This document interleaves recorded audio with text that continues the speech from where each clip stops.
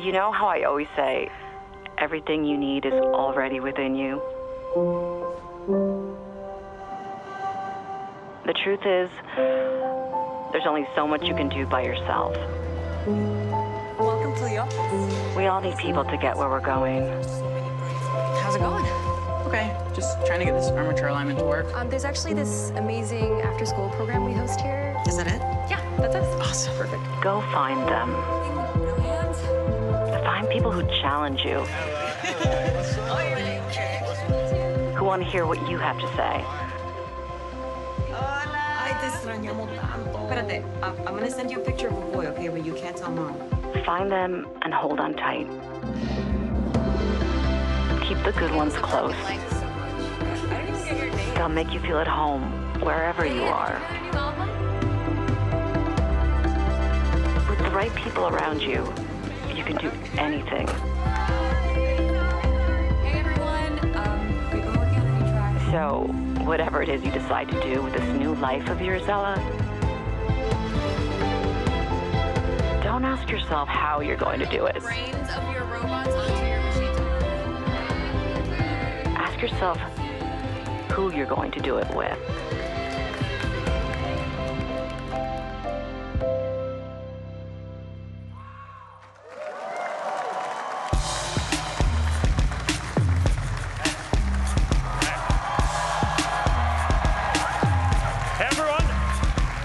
Welcome to F8. Today, we are going to talk about building a privacy-focused social platform. So, the basic idea here is that, in all of our lives, we have our public spaces, like our town squares, and we have our private spaces, like our living rooms. And in our digital lives, we also need both public and private spaces. And for the last 15 years or so, we've focused on building Facebook and Instagram into the digital equivalents of the town square, where you can do almost anything that you'd want with a lot of people at once. Or you can stay in touch with all your friends, meet new people who share your interests, start businesses, organize fundraisers for causes that you care about. For a lot of us, the first superpower that the internet gave us was the ability to connect with the whole world at once. Right? It enabled us to cross geographic boundaries, to form new kinds of communities that couldn't even exist before. It allowed emerging creators and entrepreneurs to find global audiences, and it allowed new ideas and movements to spread faster than before. But as our world has expanded, we face a new challenge. We all need to find our place in this much bigger world, and it can be hard to find and feel like you have a unique sense of purpose when you're connected to billions of people at the same time. Privacy gives us the freedom to be ourselves. It's easier to feel like you belong when you're part of smaller communities and amongst your closest friends. So it's no surprise that the fastest ways that we're all communicating online are private messaging, in small groups, and in stories. As the world gets bigger and more connected, we need that sense of intimacy more than ever. So that's why I believe that the future is private. This is the next chapter for our services. In addition to the digital town square, we also need a digital equivalent of the living room that is just as built out as a platform with all of the different ways that we want to interact privately, with messaging and small groups and sharing where the content doesn't stick around forever, simple and secure payments, private ways to share your location, and over time, lots of more different ways to interact privately. This needs to exist. And over time, I believe that a private social platform will be even more important in our lives than our digital town squares. So today, we're going to start talking about what this could look like as a product. What it means to have the center of your social experience be more intimate, what kinds of new experiences that can start to unlock, and importantly, how we need to change the way that we run this company in order to build this. Now look, I get that a lot of people aren't sure that we're serious about this. I know that we don't exactly have the the strongest reputation on privacy right now, to put it lightly. But I'm committed to doing this well and to starting a new chapter for our products. And it's going to take time. I'm sure we're going to keep on unearthing old issues for a while, so it may feel like we're not making progress at first. But I think that we've shown time and again as a company that we can do what it takes to evolve and build the products that people want, including recently with stories and private messaging. So I'm confident that we can do this. And we plan to do this in the way that we've developed WhatsApp. Right? Start with the most important and private use case, messaging, make it as secure as possible with end-to-end encryption, and then build more ways for all of us to interact privately on top of that. And this vision is based on 6 principles. Private interactions. You should have simple, intimate spaces where you have complete confidence that what you say and do is private and clear control over who you're communicating with. Encryption. Your private communications should be secure. And end-to-end encryption prevents anyone, including even us, from being able to see what you share on our services unless someone in the conversation chooses to share it. Reducing permanence. You shouldn't have to worry that what you say or share is going to come back to hurt you later. So we're not going to keep around your messages or stories for longer than is necessary to deliver these services or longer than you'd want. Safety. You should expect that we're going to do everything that we can to keep you safe within our services, within the bounds of what an encrypted service is. So we're going to take the time to get this right and build safety in up front before we ship this platform. Interoperability. You should be able to use any of our apps to reach your friends. And you should be able to communicate easily and securely across these different networks and platforms. And finally, secure data storage. Because you should expect that we're not going to store sensitive data in countries where it may be improperly accessed, either because there's weak rule of law or because a government might try to forcibly get access to your data. So over the next few years, we're going to build more of our services around these ideas. And this is just a massive undertaking, right? So to do this, this isn't just about building features. We need to change a lot of the different ways that we run this company today. And we're doing this in a few ways already. First, we're committed to working openly, right? As we navigate these important trade-offs between these decisions and these important social issues.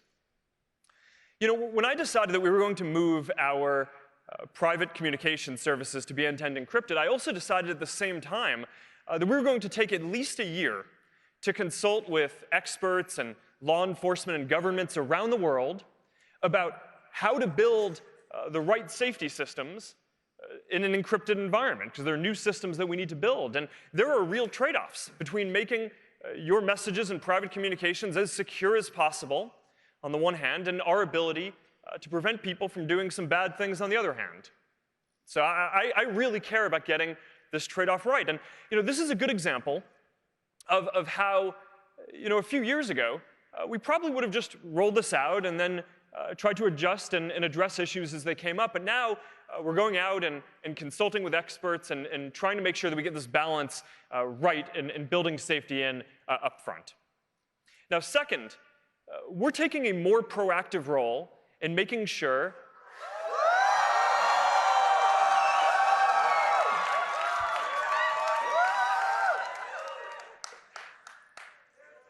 I wasn't expecting that. But I'm excited about it too. All right. Taking a more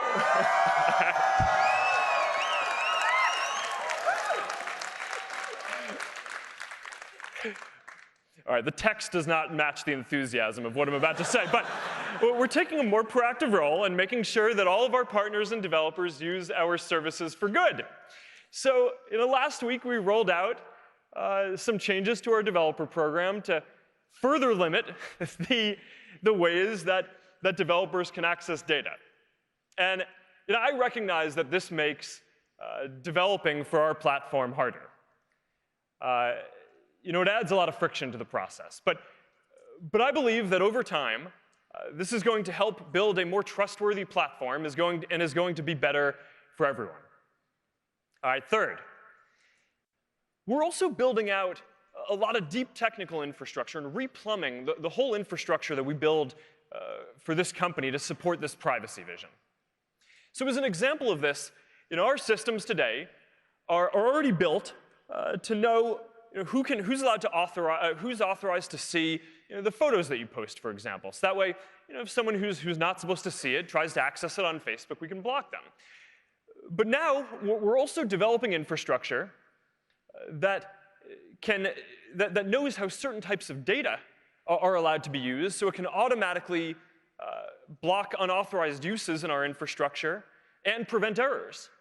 Now, like a lot of other internet companies out there, we rely on engineers today to manually code a lot of these access rules into our systems. But we think that we can make this more reliable and more secure. So we're looking at ways in future computer languages and in future databases and systems that can encode privacy and data use principles as first-class concepts across our whole infrastructure. And this is going to take a long time. The infrastructure is very complex.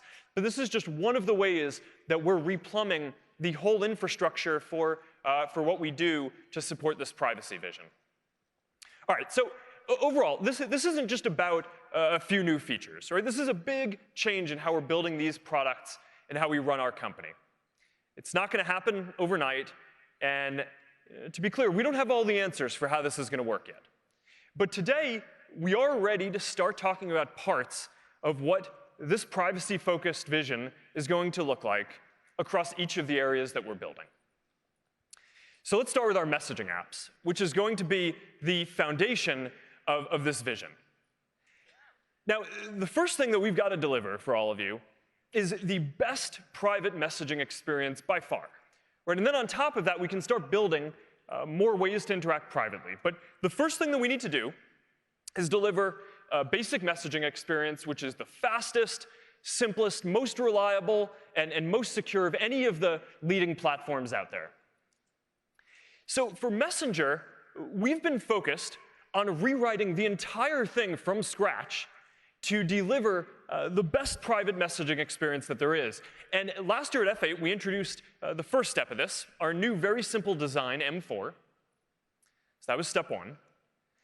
And now our next goal is to make Messenger the fastest messaging app out there, and to make the app binary size smaller than any of the major social apps. So we've been working on a project that we've called Lightspeed. And we've been working on this for a long time to rewrite the whole thing. And now we're a few months away from starting to roll this out. And here are some early benchmarks from our lab, looking at how fast this is compared to the other leading platforms out there. Generally, WhatsApp is faster than the other leading platforms, but the other thing that we showed was basically the average of the leading messaging platforms in each country around the world. And Lightspeed is just going to be much faster. All right, so that's what we're doing on simplicity and speed.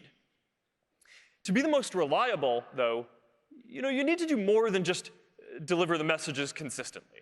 Right? We need to make sure that the service is available everywhere that you are. And for a modern messaging experience, that means having a great desktop experience.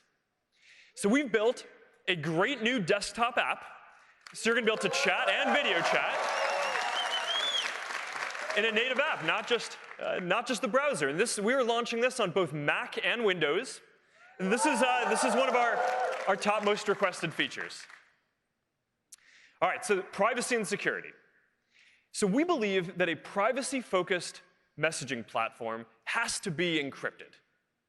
So we actually launched secret conversations a couple of years ago. So you can already have encrypted and ephemeral conversations if you want. But now we're working towards making end-to-end encryption and reduced permanence the default across all conversations. And when we do this, across both Messenger and WhatsApp, we're going to enable more than 2 billion people around the world to have their most personal conversations with each other privately without having to worry about hackers, governments, or even us being able to see what you're saying. So I think that this is just going to be a historically important step for privacy around the world. So with this foundation, the fastest experience, available everywhere, with the strongest privacy and security, now let's take a look at how a private social platform can start to become the center of your social experience. So as an example, we're launching a Friends tab in Messenger. And over time, you're going to be able to see what your friends are sharing with you across our different apps. So if you follow someone on Instagram, you'll be able to see their stories. If you're friends with someone on Facebook, you'll be able to see their posts and their stories. And it's going to be all private updates from friends, no public content. And this starts to give you just a sense of what is possible with interoperability between services and how a private platform can start to be more central to how you interact with friends. It also continues the trend that we've seen with stories where follow-on conversations are happening in private messages rather than public comment threads more and more. All right, we're also making video chat a lot better. We're launching the ability to co-watch videos with your friends. And this is an example of how video chat, which is just growing really quickly, is one of the basic ways that we all communicate privately, can start to become more of a platform for how, for more of the ways that we would want to interact privately with each other. All right, so now let's move over and talk about WhatsApp.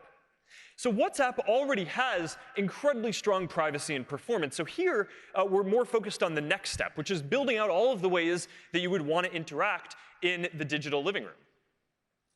So first is status. Right? And this is just the most popular ephemeral stories product in the world, even bigger than what we're doing with Instagram. And one of the reasons for this is that it's completely focused on delivering a private and intimate experience. It's all people you know. There are no public figure accounts that you can follow. And it's end-to-end encrypted. So we don't even see the content of the statuses that you post. Now, there's more to do here. We want to make sure that the experience continues to be focused on your closest friends and family, and not just whichever of your contacts happens to share the most. So we're working on ways to do more ranking of the content on the client side, which as we move more of our systems to be encrypted, that kind of work is going to be increasingly important across all of our apps over time.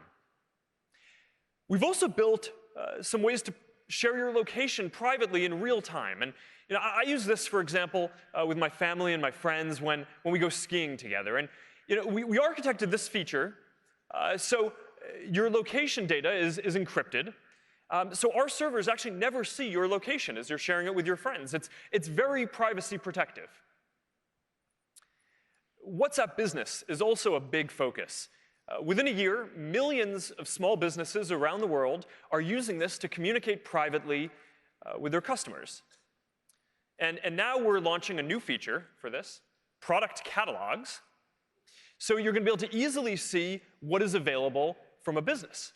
And now this is going to be especially important for all of the small businesses out there that don't have a web presence and that are increasingly using private social platforms as their main way of interacting with their customers. All right, so let's talk about payments, because this is a part of the vision that I'm particularly excited about. Because when I look out at all the different ways that people interact privately, I think payments is one of the areas where we have an opportunity to make it a lot easier. That's among the most important things that we can do here. I believe that it should be as easy to send money to someone as it is to send a photo. So we're already testing this in India with about 1 million people. It's being used a lot, and the feedback so far is great. And we're already working on rolling this out in a number of other countries later this year. And you can take a look at what the basic experience is. And overall, payments and private commerce is one of the areas that I'm really excited about. And we're going to have a lot more news and things to talk about here over the coming year as we flesh this out more. So these are just a few examples of some of the experiences that we're going to be able to build here. And it's a look at how we're starting to bring this privacy-focused vision to life. Now, I started off today talking about how we all want to be able to communicate both publicly and privately. So now let's turn to Facebook and Instagram, the digital town squares. Because as we focus more on privacy across our whole company, we're also focusing on adding more ways to interact privately across these apps as well. And here we're focusing on groups, we're focusing on stories, and more private ways to interact with businesses. Now, a couple of years ago, we changed our whole mission as a company to focus on helping you build community. Right? And the idea here is that our friends and family are always going to be the core of our social lives. But we all also need to belong to communities that share our values and interests, that support us, that help us, give us that sense of purpose, and that help us grow in the ways that we want. And I think that this matters even more today than before. Because in a world where people are joining fewer physical communities and there's less social cohesion, it's more important than ever to make it so that we can easily be a part of communities that are meaningful to us. Now, there are already more than 400 million people who are members of Facebook groups that are meaningful to them and that are among the most important parts of their social experience. And these are groups typically where people get together physically, in person, as well as online, right? Like this small group for people who like running and also care about the environment. So they get together and go running and pick up trash around their town. Or like this tight-knit group for military families. So when they get deployed to a new city, they know where to go to ask what school to send their kids to and how to get integrated into the local community. And we believe that there is a community for everyone. So we've been working on a major evolution to redesign the Facebook app to make communities as central as friends. Now, in the history of Facebook, there have been 4 major versions of the product so far, and this is the 5th. So we are calling this FB5, and it has a much bigger focus on communities and making communities as central as friends. So here's a look at what this is going to look like. It's got a much cleaner look and feel for the app. It puts your private groups right at the center of the experience, and it's a much lighter design overall. The app isn't even blue anymore. All right, now, while we're at it, we are also rewriting the Facebook website completely from scratch and redesigning it to make it much faster and cleaner as well. This one is coming a little later this year, but here's a preview of what it's going to look like. Now, across both of these, there's a lot of new work under the hood, right? And this is more the sum of hundreds of details rather than just a few major changes. But overall, we've made it a lot easier to find and connect to the groups that you're going to be interested in. Much better suggestions, better browse and discover tools. There's a new groups tab that puts all of your communities in one place. Overall, basically now everywhere where you're going to be able to see and connect with your friends, you're also going to be able to see and connect with groups that you care about. And it all adds up to this feeling that groups are now at the heart of the experience just as much as your friends and family are. Now, while we're doing this, we are very focused on safety here across groups. And while we're recommending groups for people to join, we're very focused on making sure that our recommendations and discovery surfaces aren't highlighting groups where people are repeatedly sharing misinformation or harmful content. And we're working hard to completely remove groups if they exist primarily to violate our policies or do things that are dangerous. So that's just been a very big focus for us here. Now, there's also a lot more to communities than just groups.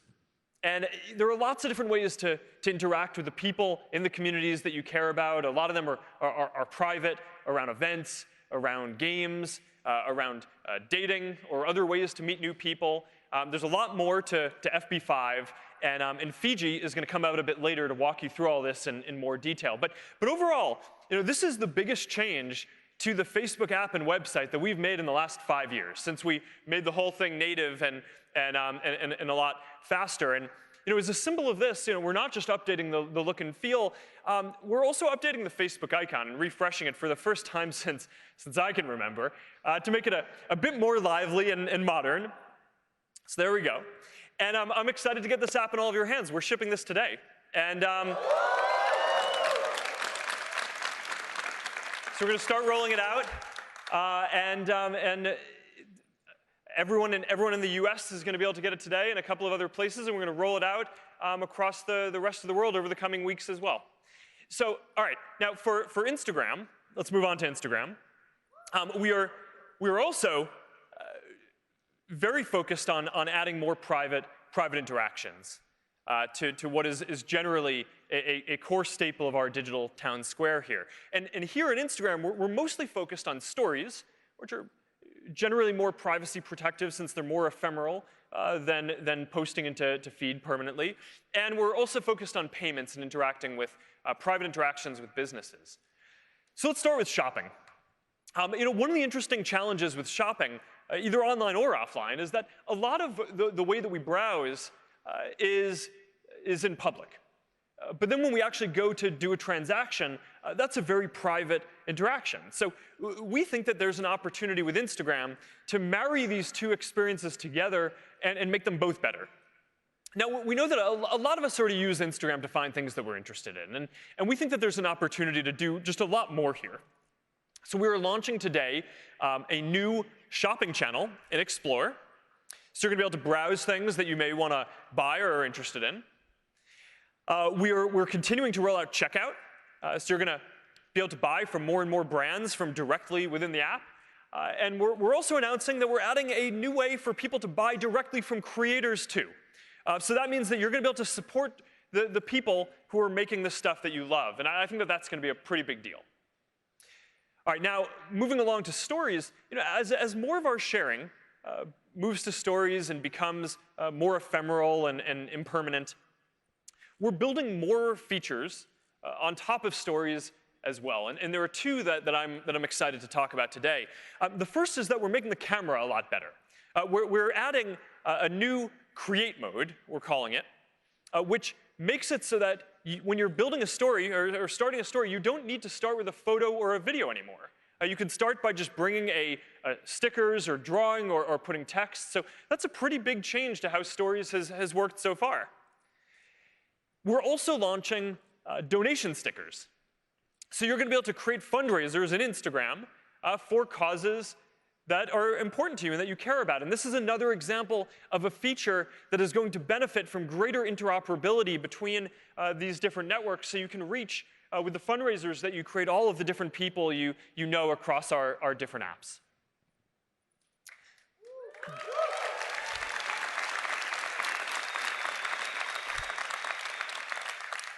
All right, now,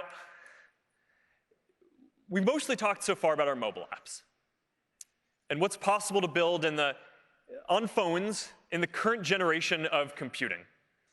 But we're also very focused on building technology to shape the next generation of computing, to make it more human, more designed around the ways that we all naturally interact with each other, and now also more aligned with this privacy-focused vision for the future. So I think that augmented and virtual reality have the potential to create much more personal and intimate experiences. With VR, you feel like you're actually right there, present with someone, even physically, they're in a completely different place somewhere halfway across the world.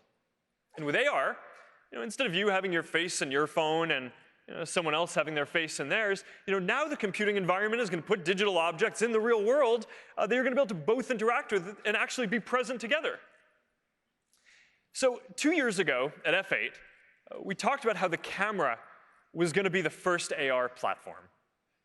And in the last year alone, more than 1 billion people have used AR features on Facebook, Instagram, Messenger, and Portal. And now, to make this into an even broader platform, we're focused on making it easier to build for. So today we're announcing that we're bringing the Spark AR Studio, and we're supporting both Windows and Mac. And we are also going to open our AR beta for Instagram, so everyone is going to be able to build for it.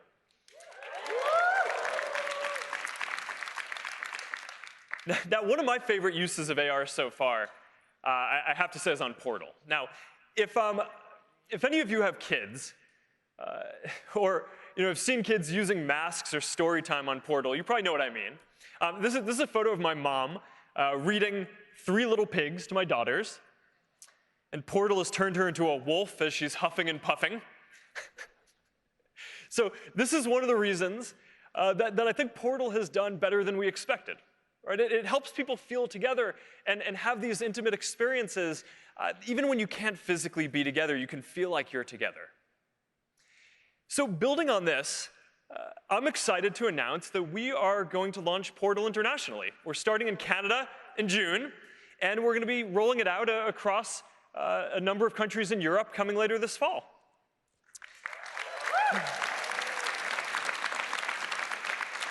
And as part of this, of course, it's really important that we bring WhatsApp to Portal.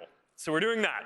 So now you're going to be able to make video calls on both WhatsApp and Messenger on Portal. And you know what that means? That means that we are bringing end-to-end encryption to all video calls on Portal. So now you can be sure that when you're having conversations with your friends and family, everything stays between you.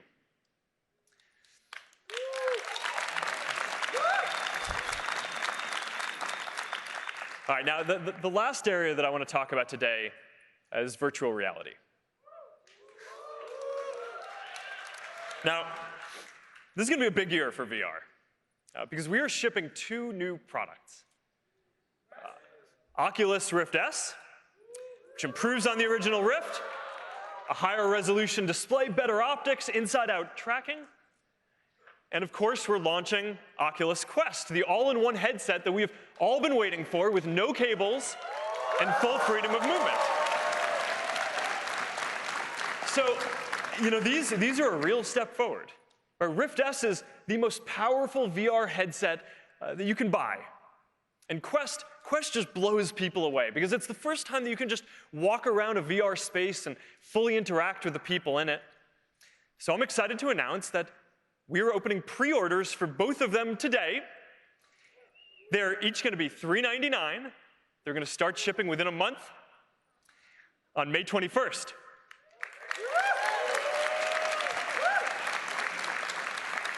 And that's a date that you're all going to want to remember because everyone here at F8 is going to be getting a free Oculus Quest.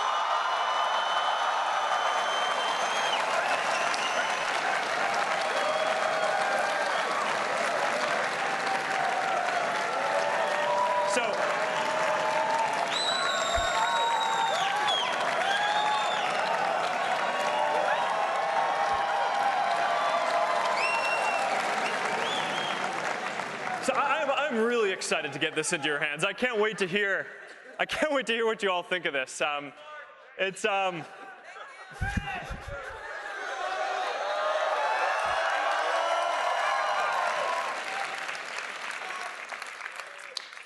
excited to hear what you all think, and to see you all post videos of how exciting it is as you're using this. All right, so that's how we're starting to build out this privacy-focused vision across everything we do. It's still early, but if we get this right, then using all of these services is going to be a fundamentally different experience a few years from now. Now, at the end of the day, this isn't just about building some new products. It's a major shift in how we run this company. Because we believe that for the future, people want a privacy-focused social platform. And I believe that if we build out a fully encrypted, interoperable service with all of the ways that people want to interact privately, then that's going to be an important contribution to the world. Now, for us, this is about building the kind of future that we want to live in. I believe that we should be working to build a world where we can be ourselves and where we can live freely, knowing that our private moments are only going to be seen by the people we want. A world where everyone has the power to speak and say what they want and use their voice and connect to the people they care about, where we can come together around community and around commerce, where we build in the tools that we need to keep us safe from the beginning and prevent harm, and where we then are able to focus on all the good that people are able to do, and not just the big moments, or the social movements, the breakthroughs, but also all the everyday good, the emotional support, the jokes with friends, the feeling of being together with your family, both in private and in public, the living room and our town squares. So if we work hard and deliver this vision that we've laid out today, then I'm going to be proud of the difference that we've made. So thank you all. I'm looking forward to doing this together, and have a great F8.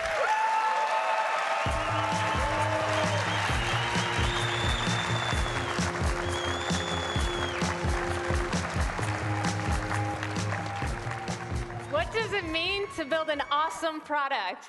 That's what I want to talk to you about today. My name is Asha, and I lead the Messenger product teams. And now, more than ever, we're focused on building new experiences that meaningfully improve people's lives. Last year, on this very stage, we previewed the completely redesigned Messenger 4. And since, we have launched new features like dark mode, message replies, global delete, AR games, and more. Take a look at what we've been up to. There's only one direction, and it's straight to the top. Did I forget to mention we'll save the day?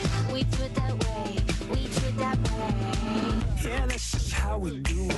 I swear ain't nothing to it. H-O-W-W, we do it, nobody can touch it. Even though we're ruling it, we acting like you knew it. This how we do, how we do it. Ain't nothing to it, ain't nothing to it. This how we do it.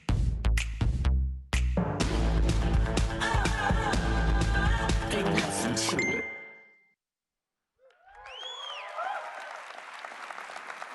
So as we go forward, Mark talked about a privacy-focused vision for social networking. The concept is that if we were to rebuild the social network today, we would do so around messaging.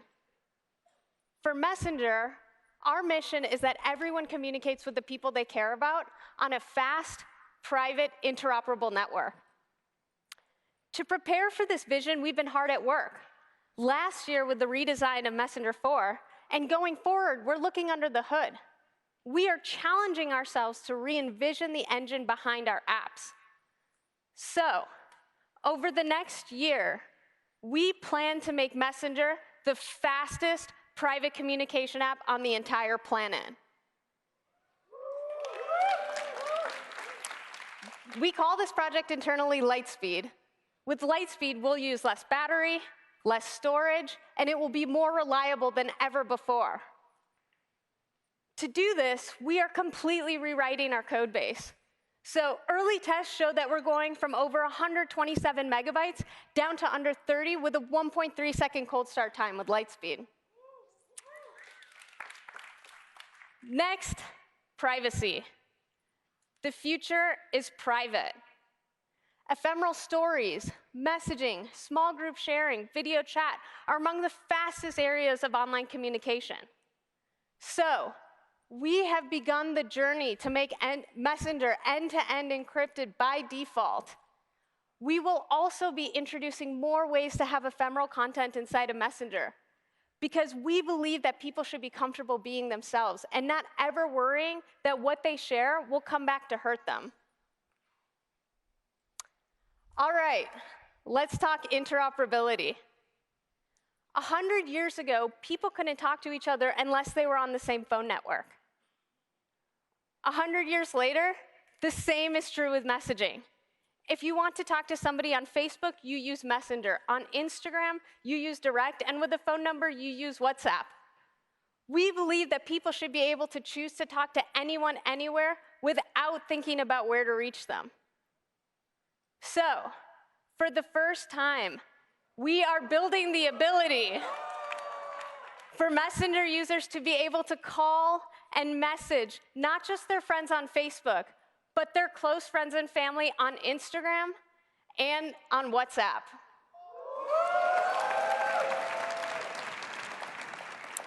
So, as the Messenger architecture becomes fast as it becomes private and as it becomes interoperable, we're going to spend time making Messenger the most awesome modern-day social network built around messaging first.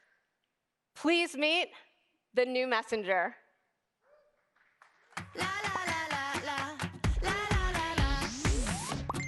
Tell the whole world this story is alive. This story is alive. This is my time. Oh, oh, oh, oh, oh. And this is my time. Oh, oh, oh, oh, oh. And this is my time. Gonna jump a mile high. Yeah, I'm feeling strong. Gonna get the word out so everyone can clap along. Boom, boom, boom, boom, boom. Boom, boom, boom, boom. Boom, boom, boom, boom, boom. Boom, boom, boom, boom. La la la la la. La la la la. La la la la. And this is my time. Oh, oh, oh, oh. Oh, oh, oh, oh. And this is my time. Oh, oh, oh. And this is my time.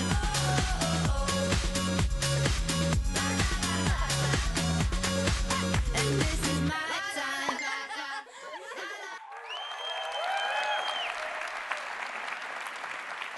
All right, so what is new?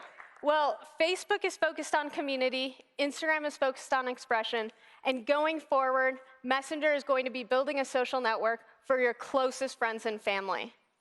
Specifically, we will turn the second tab inside of Messenger into a dedicated place completely organized around the people you care about most in your life. Here, you'll be able to do things like share status, view stories, and even reminisce about your favorite memories together. We're also going to be announcing a new experience for people to watch videos together directly inside of Messenger. Watching videos together wherever you are makes it feel like there's a digital living room right in your pocket. And finally, something I am personally very excited about, we're going to allow all of this on every surface, in every country, with the introduction of our brand new Messenger desktop app. Messenger Desktop will be available later this fall on macOS and on Windows. Okay, since this is F8, and because there's so many developers in the audience, we want to end by talking about awesome products just for you.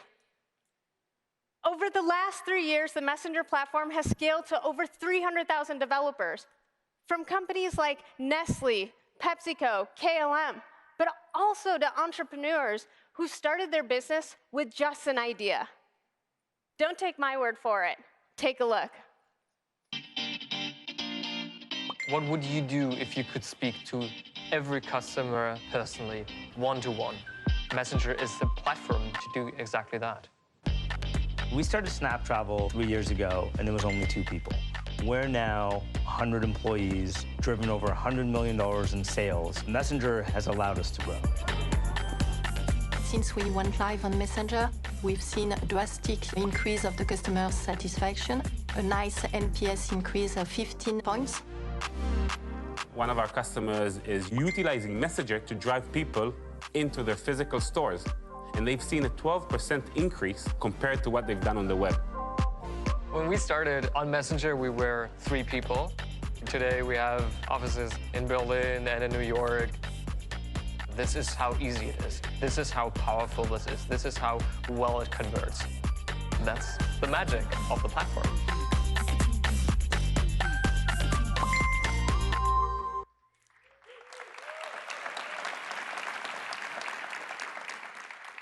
Every time I see stories like this, I'm inspired.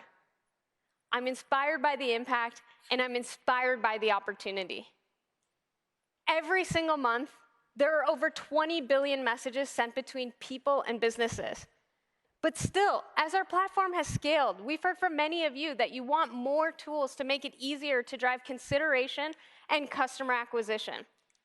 So I'm going to share 2 final announcements with you today. First, around consideration. Appointment booking has been one of the most popular use cases on the Messenger platform.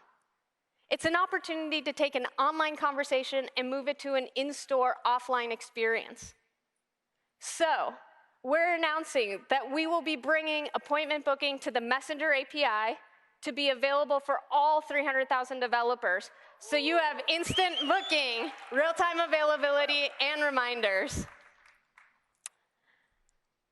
Next, let's talk about customer acquisition. Oftentimes, we hear from people that they just need a few simple questions answered before they're ready for a purchase. Messenger provides the opportunity for every business to learn about their customers in a personalized way at scale. So, our final announcement is that we are going to be bringing lead generation templates to Facebook ads to drive customer acquisition at an unprecedented scale.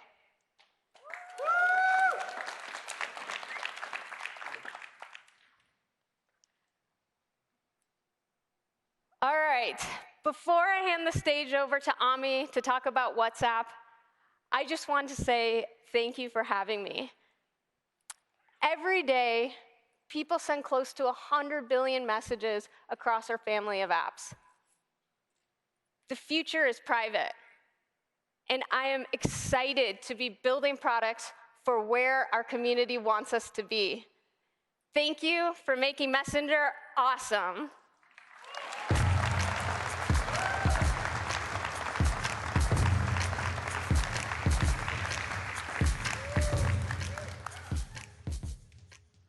A few years ago, I was talking to my cousin in India, and I said, "When are you coming to visit? My kids are growing up without you." She said, "That's not true. I see them every day on WhatsApp." And I realized she's right. 1.5 billion people use WhatsApp to stay connected. As Mark said, we focus on building a place where you can have a private conversation, like you'd have in your living room. WhatsApp is a messaging service that is simple, reliable, and above all, private. What does that mean? Well, with everything we build, we ask ourselves 3 questions. First, how do we make a product so simple that anyone in the world can use it? We design the app to be predictable, so you never have to wonder what it's going to do next. And to be human, so you don't need a manual to figure it out. For instance, you always know your message is read when it lights up with these 2 blue check marks, just like your face lights up when you talk to someone you love. That's easy to understand if you're just getting your first smartphone, or if you're my brother, the hotshot Manhattan doctor who is always too busy to respond. This is a real conversation. The next question we ask ourselves is, how do we make the app so reliable that your messages go through no matter what?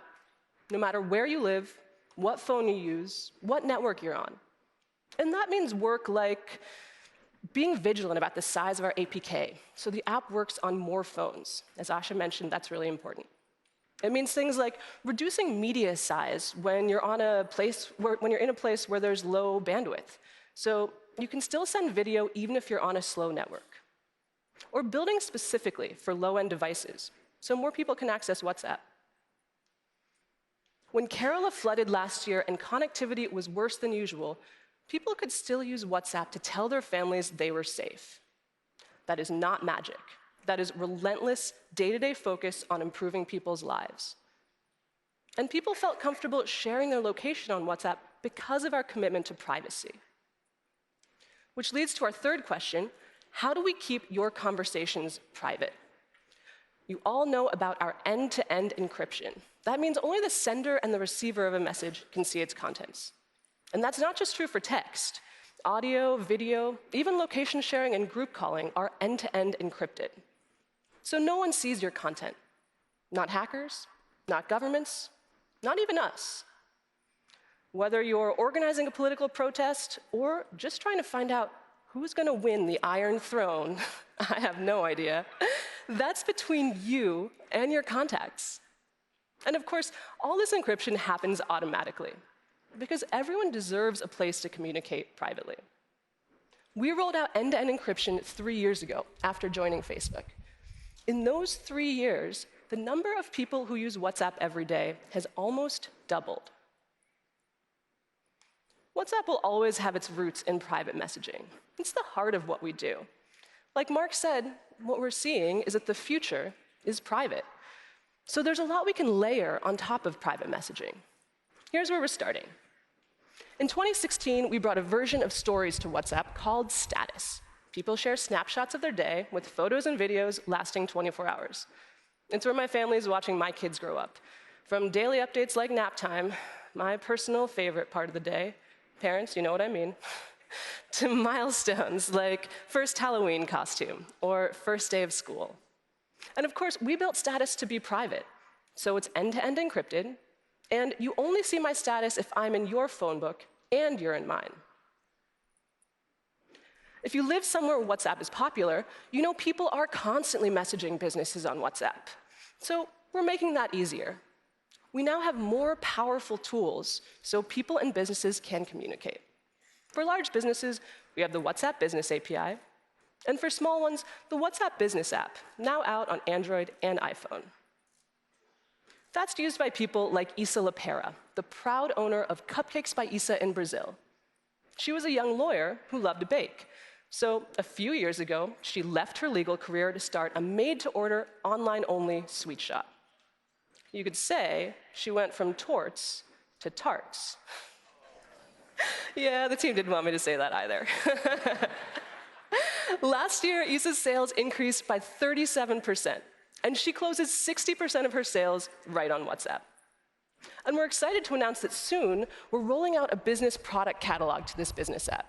So Isa can show off all 20 of her beautiful brownie pizza toppings and cupcake styles right within the app. Finally, payments. In some countries, more people have a WhatsApp account than a bank account. We all know sending payments is harder than it should be. What if we could make sending money as simple as sending a message? Think about what that means. It means you don't have to use expensive middlemen to get money back home to your family. It means you don't have to carry large amounts of cash. And at scale, it means more people have economic power. We're learning a lot from our tests in India, where 1 million people have been able to send and receive money. And we're planning to bring payments to other countries soon. WhatsApp was founded on a simple idea: to help people communicate freely. I think about the stories my mom told me, how when she first moved to America, she only heard her family's voices every few months, shouted over a scratchy landline. But on WhatsApp, I see my family every day. I get a steady stream of my nephew's swimming trophies, or my dad showing my son what snow looks like over video call, or a commentary on the latest Bollywood wedding. And I don't need to think twice about whether my message will go through, or whether the app will work for my uncle, or whether someone else might see my family messages. We are proud to build a place for private conversations, a living room wherever you live in the world. Now, here's Fiji Simo.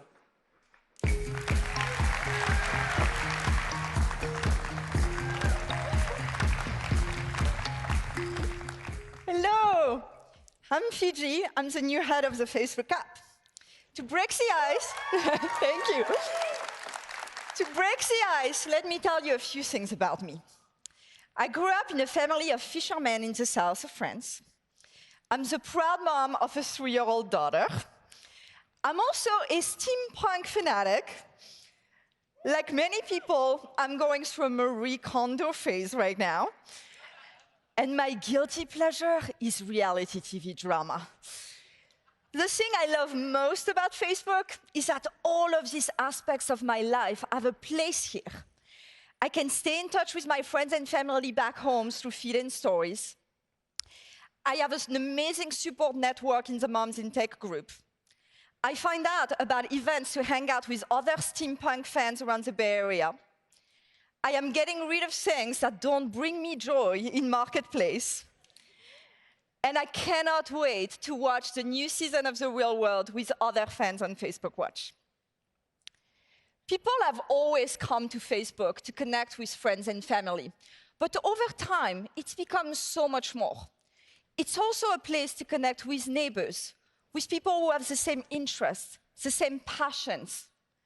Whatever you care about or are interested in, Facebook is where you can come to find your crew. Whether it's fellow corgi lovers, and really, who isn't? A pack of slow runners like myself, or vegan cheese eaters not like myself. I'm French, guys, I can't get behind that.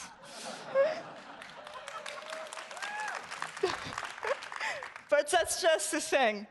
We all need a place where we feel like we belong, where we can express all the richness that makes us who we are with the right set of people, safely and privately. Everything I want to share with you today is about honoring that. Like Mark said, it all starts with a fresh new design that is simpler, faster, more immersive, and put your communities at the center. We call it FB5. It's going to be coming to your mobile app in the US and Canada today, and globally later this half. And the new desktop site is coming in the next few months. We're really excited to make changes that people have been asking us for, like the ability to save your spot in newsfeed so you can pick up where you left off, or introducing dark mode on web to give your eyes a break while watching videos. Overall, we've just made it easier to find what you're looking for and get to your most used features. We'll also start rolling out a similar design to our enterprise product Workplace today. But more than the clean design and faster performance, I want to focus today on how we've built all of this with communities in mind. As Mark talked about, the Facebook app can make it easy to go from public spaces to more private ones. Groups specifically are a big part of creating more private spaces within Facebook. Some groups are public, but many more are secret or closed, so you can share things there that you may not want to share with everyone. There are tens of millions of groups on Facebook, and we hear from many people how, when they find the right one for them, it can become the most meaningful part of how they use Facebook.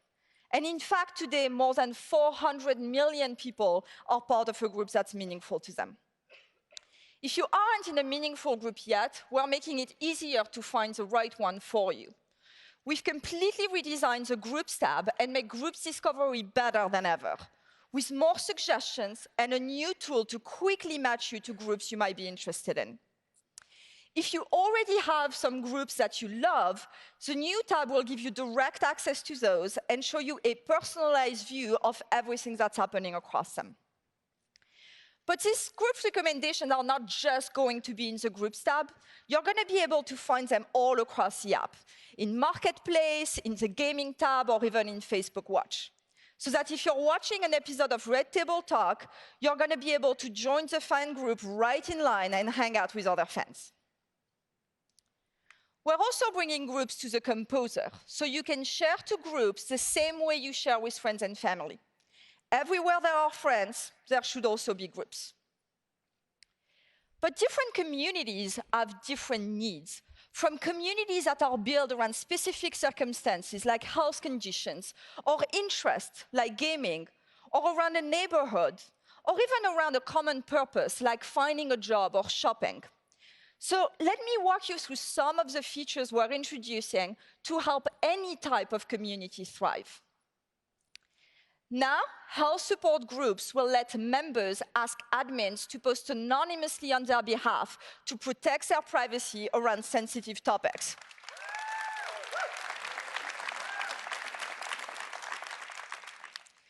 Job groups will get a new template to help employers post openings and to let job seekers apply directly through Facebook and message the employer.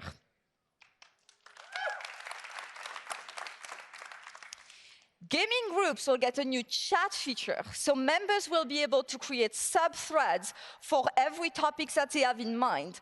And we think that this ability to chat with smaller audiences will be a big part of helping members connect more privately and may even apply beyond gaming over time.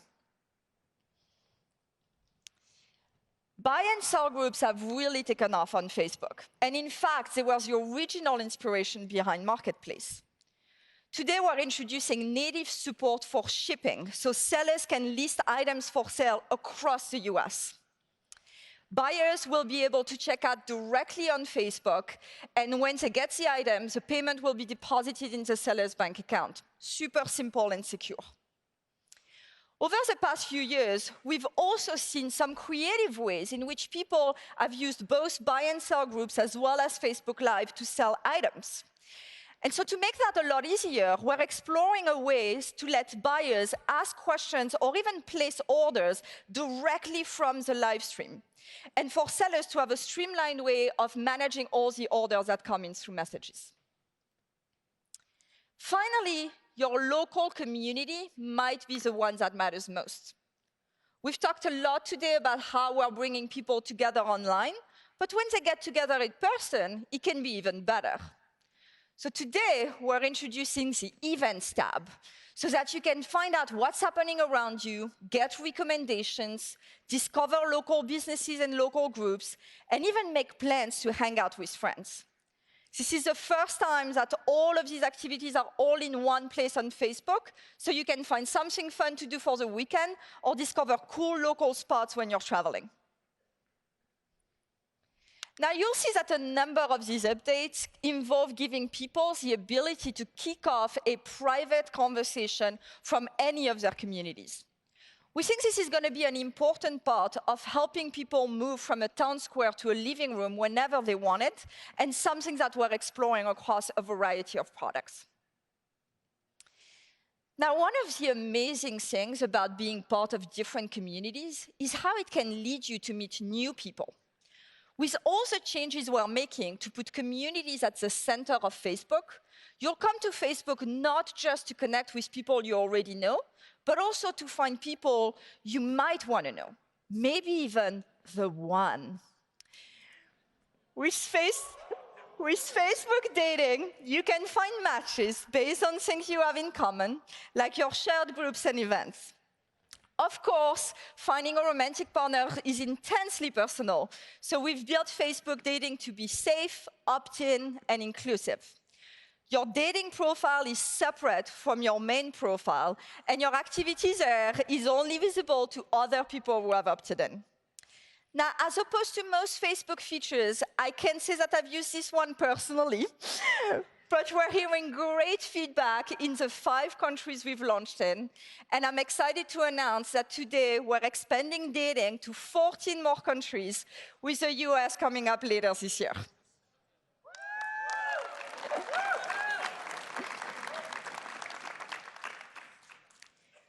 We're also introducing something called Secret Crush. Today, Facebook dating connects you to people you don't already know. But sometimes you have friends on Facebook that you may know more casually. Maybe you met at a party a while back, and you might want to see if you're compatible without overstepping or making things awkward. Secret Crush lets you create a private list of friends that you might be interested in. And if your friend also puts you on their list, you'll match. If not, no problem, c'est la vie. No one will know who's on your list or even that you've opted into Facebook dating.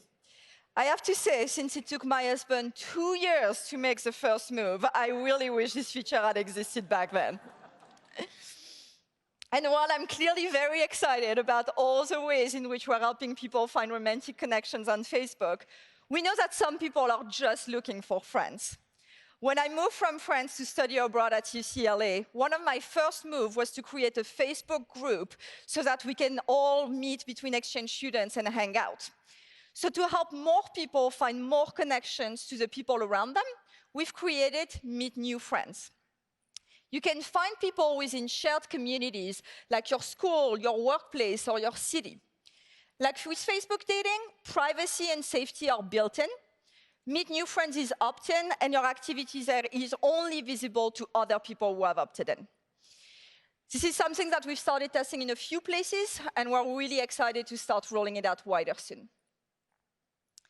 Now, all of these updates today are about bringing people closer to their communities.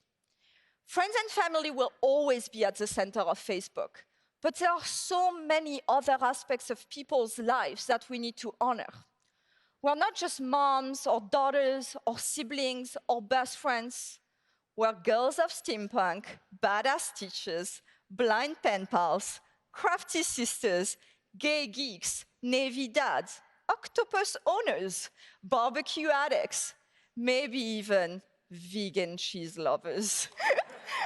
Whoever you are, Facebook is here to connect you with your tribe. I hope you enjoy the new Facebook, and I can't wait to hear about the groups you join and the connections you make. And with that, let me turn it over to Adam Mosseri to talk about Instagram. Thank you very much.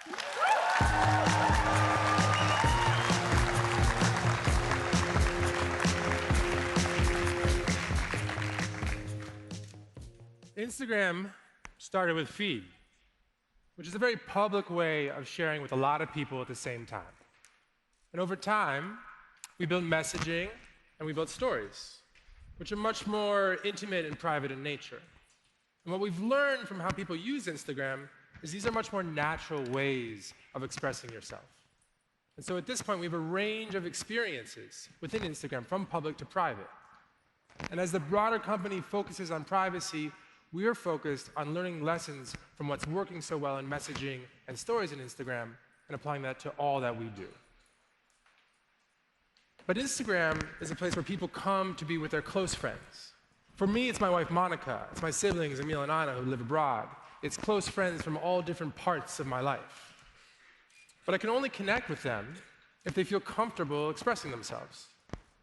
And each of you have your own unique story. And what we've done a lot of thinking about is how to create tools to help people tell their stories. And those tools started with photos and they started with videos, but they've evolved over time. And so today, we're announcing a complete redesign of the Instagram camera, which is simpler and easier to use and has a space that we're calling Create Mode.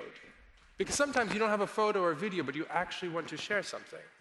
So in Create Mode, you can share quizzes, stickers, countdowns, and a lot of the other cool features that we've built over the years. But people are going to only express themselves on Instagram if they feel comfortable, if they feel supported. And so we've tried to learn from stories. People talk a lot about ephemerality with stories, the fact that stories only last for 24 hours. And that's an important part of how stories work. But as important is that the feedback is private. If I post and one of you responds, that conversation is just between me and you. Also important is that stories is people first.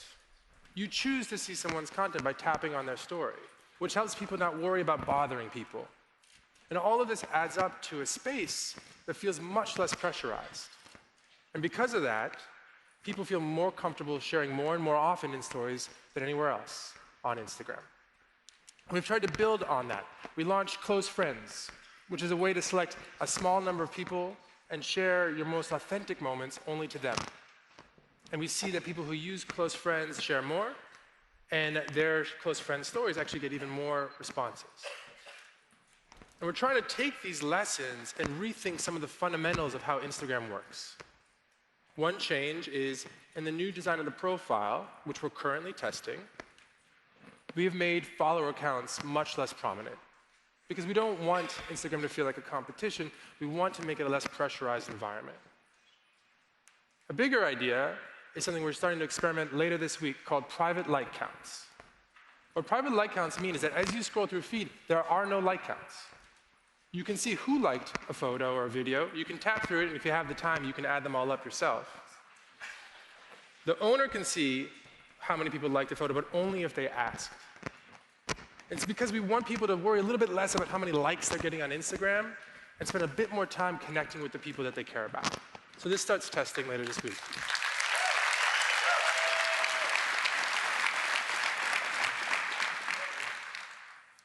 Another key part, oh, I forgot my transition. They're gone. Another key part of making Instagram feel like a place where you're safe and supported is safety. And sometimes bad things happen on Instagram. We know that. The team is working hard at identifying and addressing all of those issues.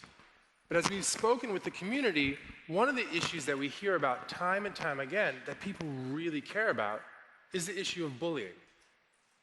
Bullying disproportionately affects young people. It doesn't only affect the target, it affects the people around him or her. And so what we aspire to do, and this will take years, I want to be clear, is to lead the fight against online bullying.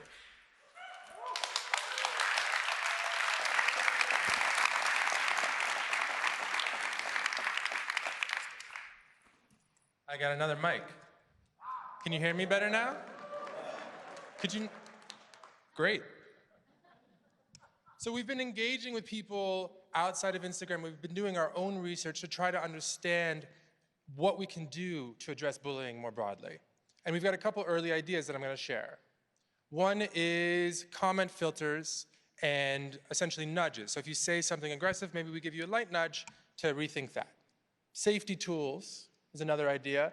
Something we're tentatively calling away mode, which is a way to opt out of Instagram when you're in a sensitive moment. Maybe you switched high schools. Maybe you just went through a breakup. Another idea still is giving people ways of limiting those or being aggressive towards them on Instagram. Now, some of these are already testing. Some of these will test soon. Some of these might never see the light of day. But given how much we care about this issue, we wanted to share proactively with you today. Now, if people come to Instagram to be with their close friends, they stay to be inspired by art, fashion, entertainment, travel, sports. For me, it's backcountry snowboarding, it's Japanese pizza, it's furniture design. For you, it's probably something else. We've spent a lot of time thinking about how we can build interesting and engaging experiences within the world of interests. And not only experiences, but how do we support the people behind each craft? Things like messaging with creators, messaging with businesses, private payments and checkout, which allow us to build other experiences, things like donation stickers. Donation stickers are launching today here in the US, and they're an awesome way to raise money for an organization that you care about.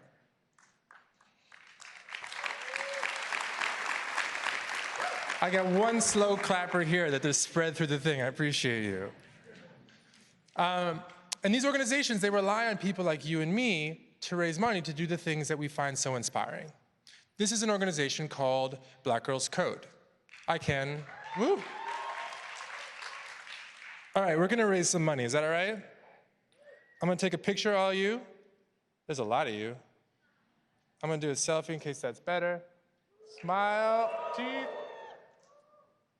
And as soon as I get off stage, I'm gonna tag Black Girls Code. I encourage all of you to go to @Mosseri, that's my last name, M-O-S-S-E-R-I. And if it's an organization that speaks to you, please donate. We can see how much money that we raise.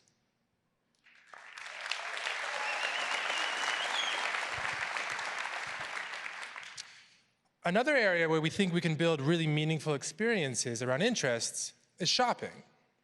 A lot of shopping happens on Instagram.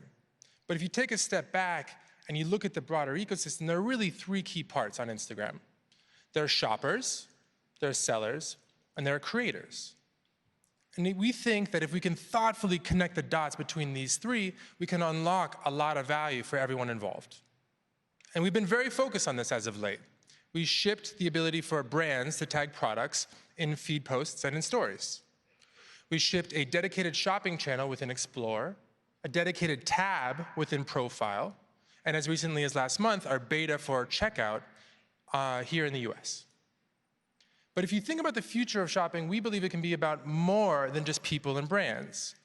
We believe that creators have a really interesting and important role to play. Maybe you look up to someone. Maybe you think they dress well. Maybe they have a similar skin tone, and so the makeup that looks good on them might look good on you too. We think creators can help you navigate through all the noise and find what you're most interested in. And so today we're announcing something that we're calling Shopping from Creators. And what this is the ability for creators to tag products in feed posts and in stories.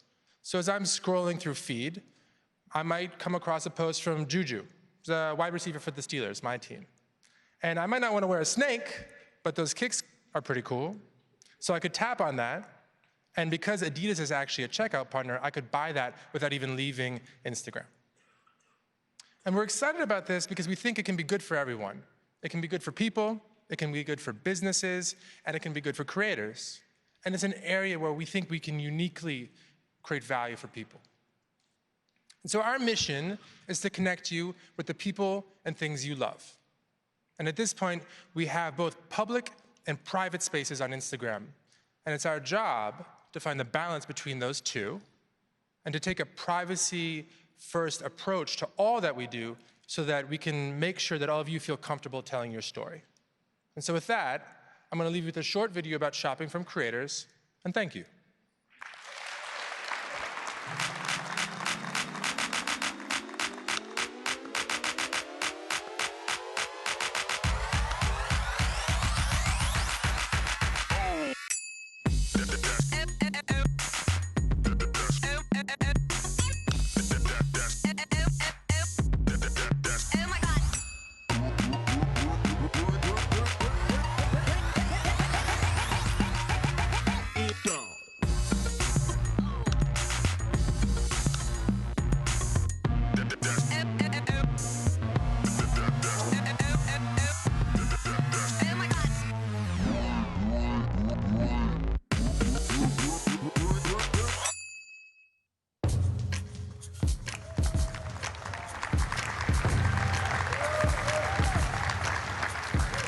I'm John McCarthy, and I lead the product team for new experiences on Portal. Today, video calling is one of the most private ways we connect with family and friends. For me, those calls are when my son wanted to show me he lost his first tooth, or when I call my wife just to see her face at the end of a long day. Now, more and more of our most intimate experiences can happen over video. But calls don't yet feel like you're there with the person on the other side of the screen.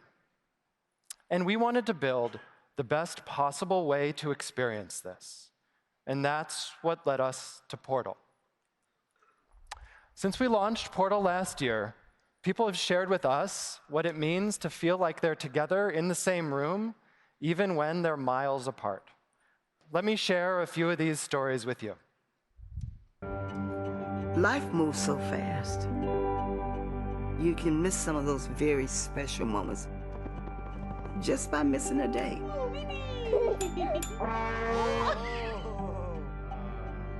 Look at that. Portal it's a little window, but it opens, it's like the world opens up.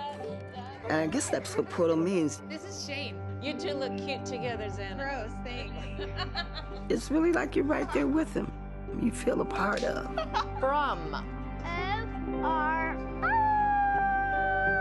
You could not do that 3 months ago, and look, you're crushing it. I want them to know that my grandmother and my grandfather were present in our lives, and they loved us. I think it's time for you to show us a signature move. That's all you do, and then you pick up your leg. And... It's a whole new world.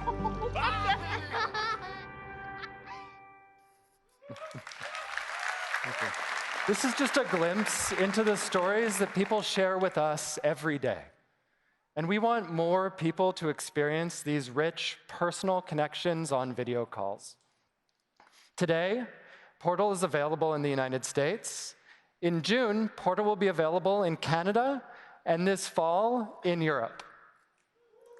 And we're adding support for WhatsApp. Private connections with the people you're closest to are at the heart of the Portal experience. With end-to-end encryption in WhatsApp and Messenger, your Portal calls will be even more secure.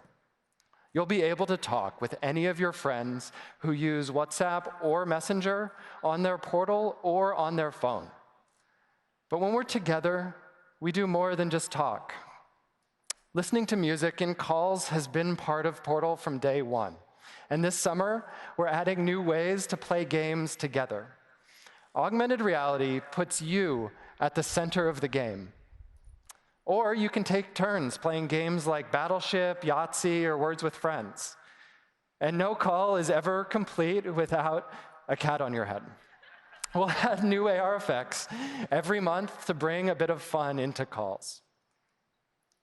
Storytime uses AR to bring stories to life.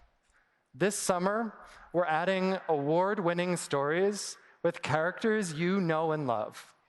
You can read your favorite stories together like Llama Llama over and over and over. My kids love story time, and they also love to see photos on Portal. My 4-year-old will see a picture from his t-ball game and say, "Hey, Dad, remember when Grandpa came to my game last week?" Or he'll see a picture from his cousins and ask if he can call them. You can already add photos from your Facebook feed, and starting today, you'll be able to add your favorites from Instagram, too. We wanted Portal to be a place where you can share photos privately with your closest friends and family. That's why we're building a new Portal mobile app. The Portal app will let you add photos directly to Portal from your phone, and it'll be available for download in the next few weeks. This summer, we're adding more ways to catch up with loved ones through Portal. You'll be able to say, "Hey, Portal, good morning," to get updates on birthdays, events, and more. And through our collaboration with Amazon, we're adding more visual features and Alexa skills to Portal, including flash briefings, smart home control, and the Amazon Prime Video app later this year. Too often, to capture a special moment, we end up missing it ourselves. So we are also bringing Facebook Live to Portal. With Smart Camera, Portal can be the cameraman for your most special moments. You choose who you want to share with. You can go live just to your family or close friends. And we're adding the ability to send private video messages from Portal, like my wife and son did when they wanted to share his latest masterpiece. Portal lets you be present with your loved ones no matter where they are. Experiences like Storytime on Portal are just one way we're using AR to create the future of your digital living room. We build these experiences on our Spark AR platform. To hear more about Spark AR, I'd like to welcome Kimberly Archer. But first, here's a video from MIB headquarters on one of our latest AR effects. Hello, F8. We're very excited to show you something brand new that the team here at MIB headquarters has been working on. Now check out the MIB Lifeform Scanner to see whether your friends, your pets, even your household plants are from this planet or not. Available right now inside your Facebook camera. That's top secret, that whole bit that I just... Okay, I'll just... give me 1 second. Nothing to see here.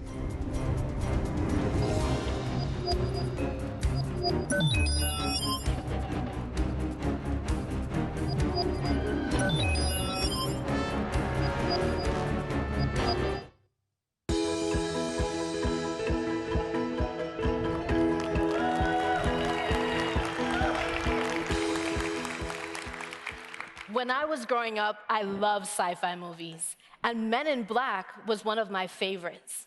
I was in awe of the concept that all layers of reality couldn't be seen by the naked eye. It required technology to reveal the truth about the world around us. Now, technology like this exists today. Augmented reality allows us to create content and experiences that add new dimensions to our lives, leveraging devices like our smartphones and Portal to reveal new layers of context, meaning, and emotion. As Mark shared earlier, since last F8, more than 1 billion people have used Spark AR experiences across Facebook, Messenger, Instagram, and Portal. They're using AR to shop with more confidence, to expand their language of expression, and most importantly, to connect with loved ones in new and fun ways. They're using AR to augment their world.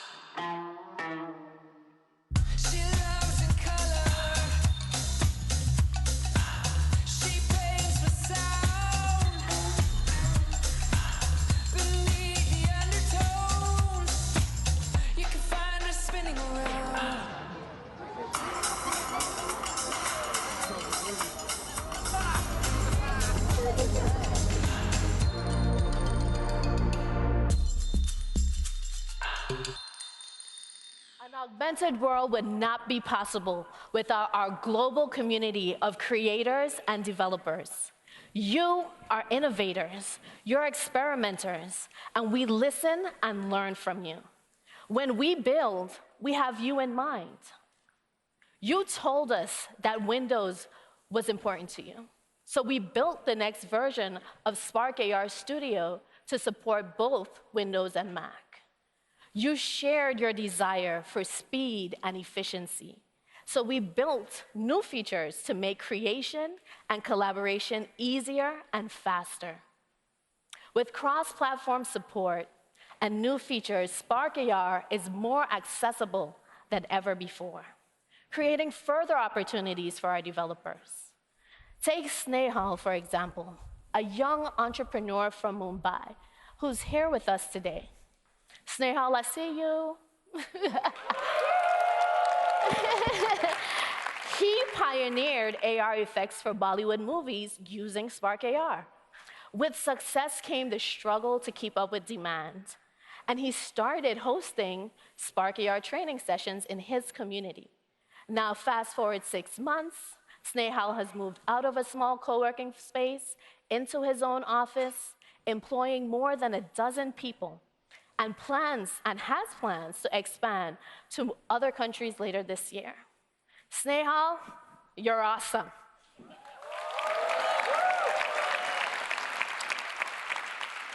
Our community of creators also told us that Instagram was the place to publish, which is why we're opening the closed beta this summer.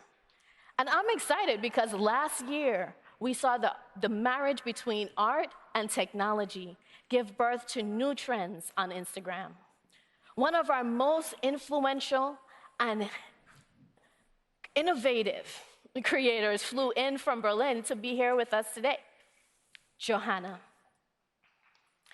She used Spark AR to remix and reimagine how we define beauty by exploring an entirely new palette for self-expression, from lighting, texture, and color, to music and materials. Johanna was able to capture and communicate her unique point of view, and through Instagram, inspire people who shared her passion to freely express themselves. Johanna's Beauty 3000 effect is a remarkable example of how any creator can redefine the way they tell their stories using our tools. Johanna, thank you for breaking new ground and for paving the way for others to follow. The momentum here is incredible. What Spark AR developers and creators build today lays the foundation for tomorrow. Join this awesome community as we collectively build for the future. Here at Facebook, our future doesn't just include augmented reality, it also includes virtual reality. Today, Oculus Quest and Rift S offer more immersive ways to feel connected and present. So before we welcome Sean Liu, who will speak about the innovations within VR, let's look at how that all came together.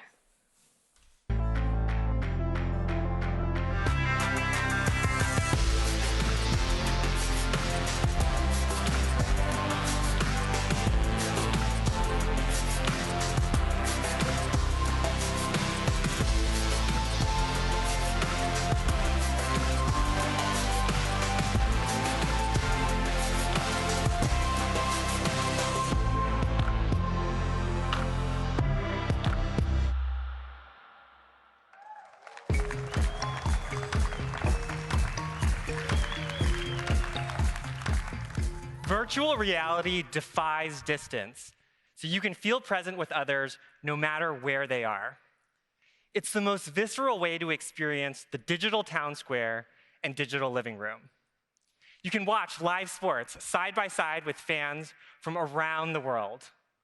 Or you can have more personal moments, like playing strategy games with friends from back home. Or for me, it's reliving Sunday night noodles with my mom and all the crazy relatives. It's through VR that you get an intimate sense of presence and place, that you can share these moments, both touching and thrilling. Today, we've opened pre-orders for Oculus Quest and Rift S, and I'm excited for you to get your hands on them on May 21st.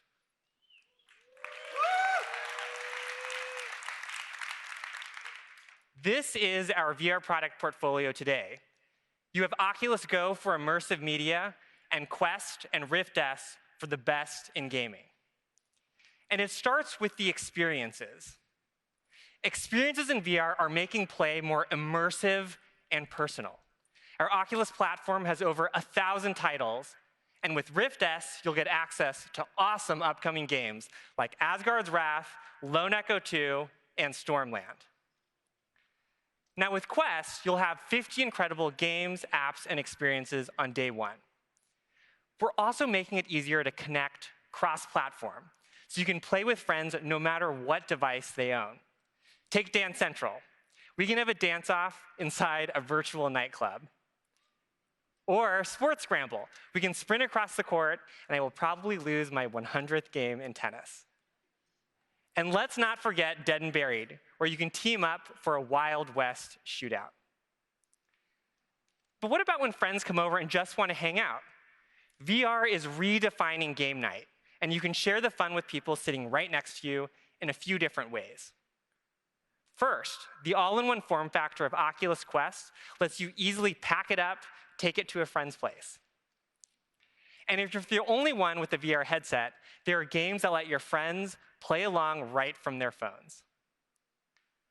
Second, just like Oculus Go, we are bringing casting to Oculus Quest. With a few taps, you can cast your VR experience to your phone or to your living room TV, and friends can join right alongside.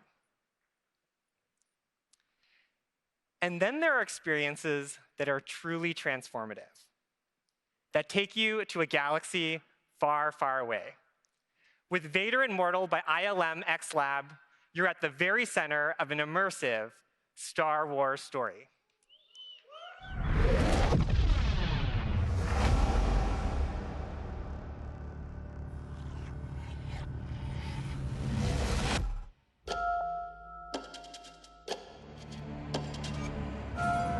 You've caused us considerable inconvenience. In a moment, the Lord of this monolith will give you a task. A word of advice. Do not anger Vader. Now that Vader's found you, he's in reach of enormous power. You must escape.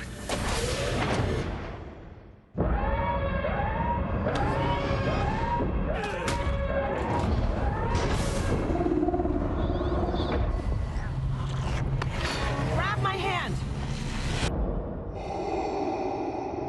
I wonder what Vader is after. It appears Vader has finally found his candidate. And our future is in your hands. Vader is here. You are the one I've been searching for. Do as I command.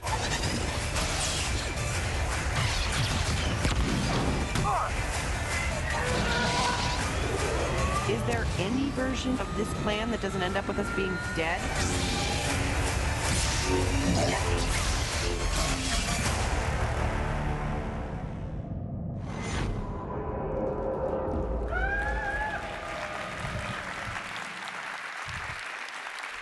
Vader Immortal is the day one launch title for Oculus Quest, and not to worry, it's also coming soon to the Rift platform.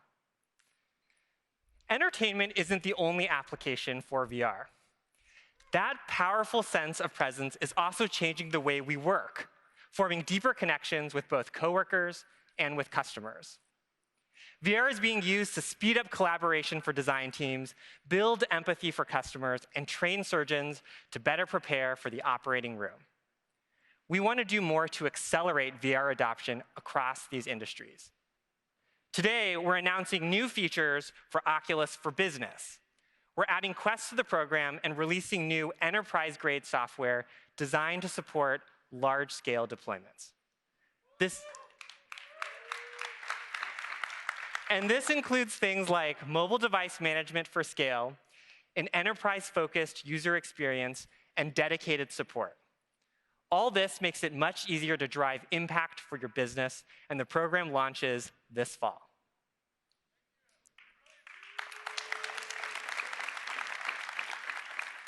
Whether for work or for play, the future of how we connect relies on bringing more people into VR.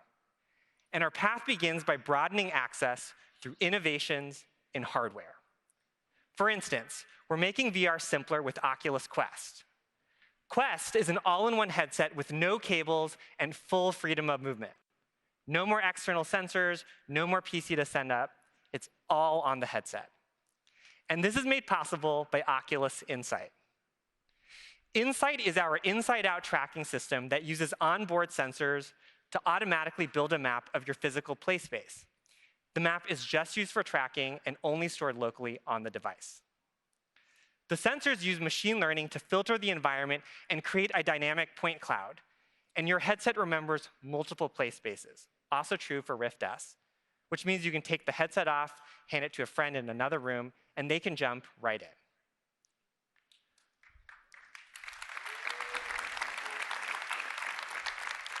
We've designed every component of our headsets for sub-millimeter precision and performance.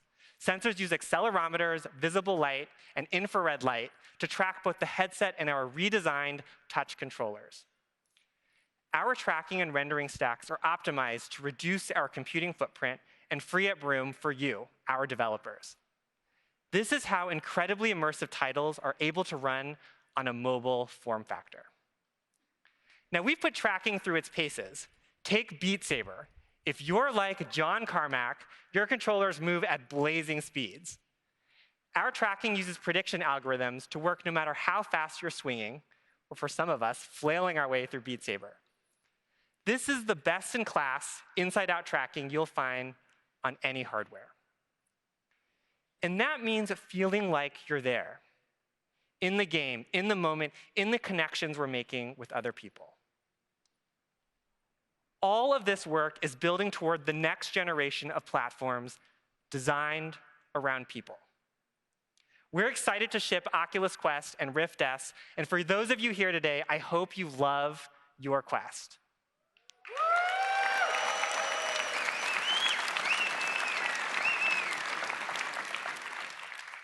To wrap up the morning, I'd like to welcome to the stage Ime Archibong.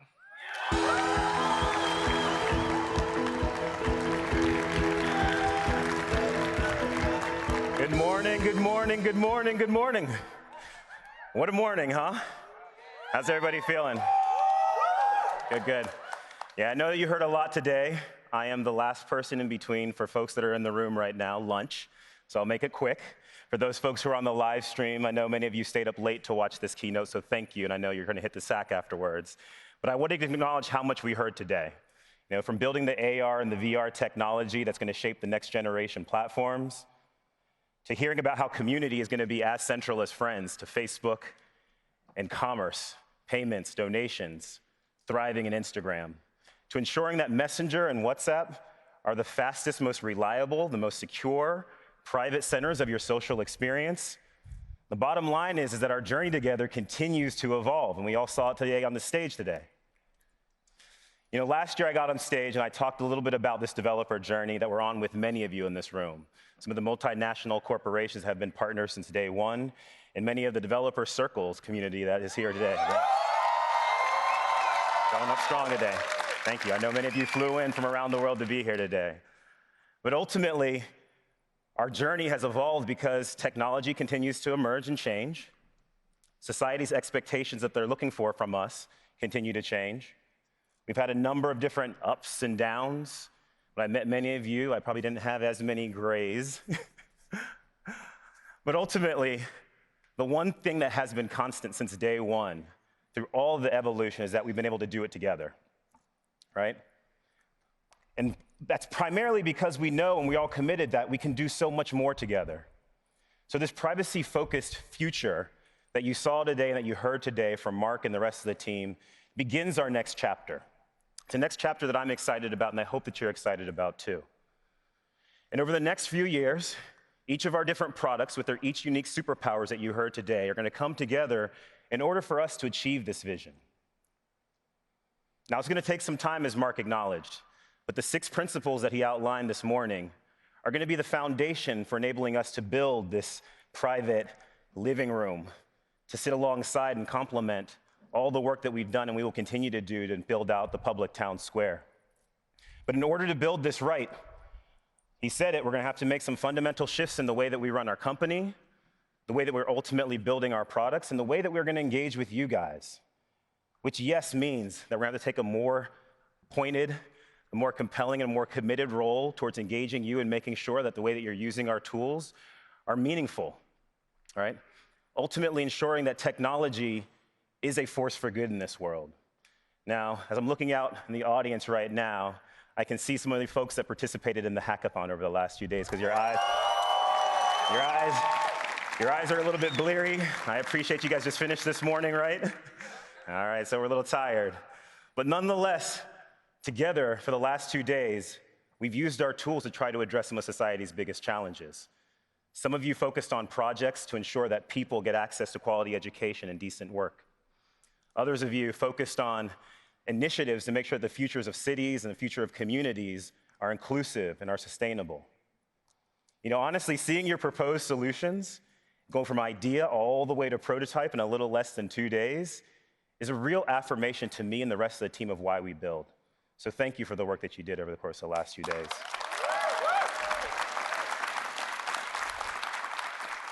Now, along these same lines, next keynote tomorrow is focused on responsible innovation.